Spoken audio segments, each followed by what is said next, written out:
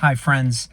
So this past weekend, I was in Los Angeles. I performed a memorial service for a friend who is 37 years old. It was one of the most heartbreaking services I've been at, not because there wasn't joy or celebration of this person's life, but just because of how close this connection was and what it represented for me and in my family's story.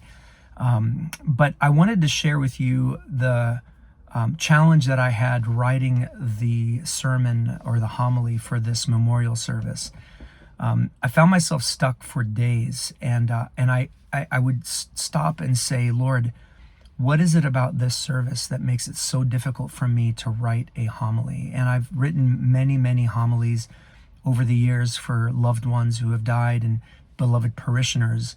This one was exceptionally difficult.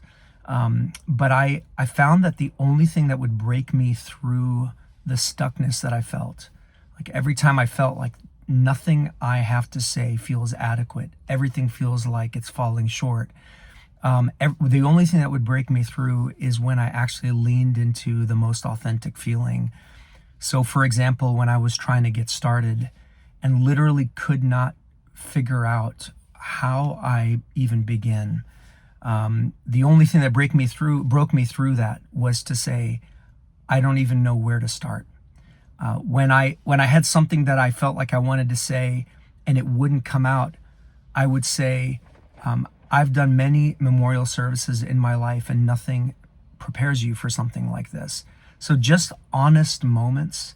And when I leaned into that authenticity to say actually what I'm feeling, like everything I feel like I have to say is inadequate, just to say that felt like just like a current was flowing, and all of a sudden I did have something that I wanted to share. And it all began because I chose not to lean into just, what's the right thing to say, but more like what is it that I'm actually feeling.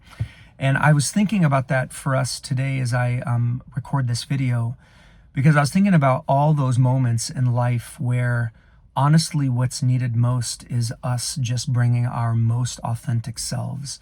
There's this thing that we practice in couples counseling that's called active listening and assertiveness. And it's interesting. About active listening. That's when you repeat back to someone what they just said to make sure that the message came across. But the first part of the conversation is what we call assertiveness. It sounds a little bit strange that you would ask someone to be assertive. Sometimes we have negative connotations around that. But in the context of couples counseling and conversational skills, when we say assertiveness, what that refers to is saying what you mean and being very clear about what it is that you mean. And there are two parts to that. One is using I statements, and the other one is actually expressing your feelings. And I notice a lot of times that when I work with couples, that the harder part is it's reminding people, yeah, I know you just shared the content of what it is that you want to be different or what it is that you're asking for. But I want you to also share how you are feeling about the way things are now. And sometimes we forget to include that part, that authentic part. And that's the piece that actually changes things.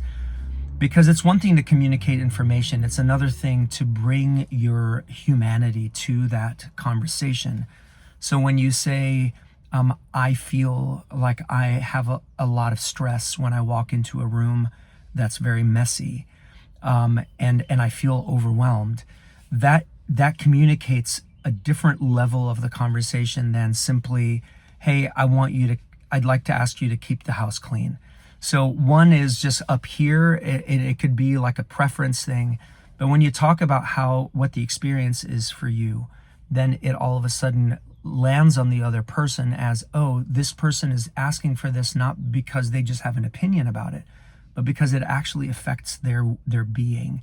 And that's the kind of authenticity I'm talking about. This is obviously just one example that I'm sharing with you of many. But I wanted to ask you, where is it right now in your life or in your relationships or in your work where you're finding it a little bit challenging to break through, whether it's something that you want to say to someone, or it is a direction that you're thinking about going in, but you're not really sure what the next step is.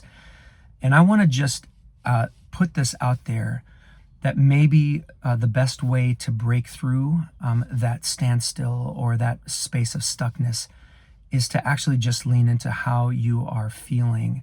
And if it's a feeling of inadequacy, all the more powerful, because there's a lot of feelings that we have that we try to not to feel or not to ever share that we're feeling.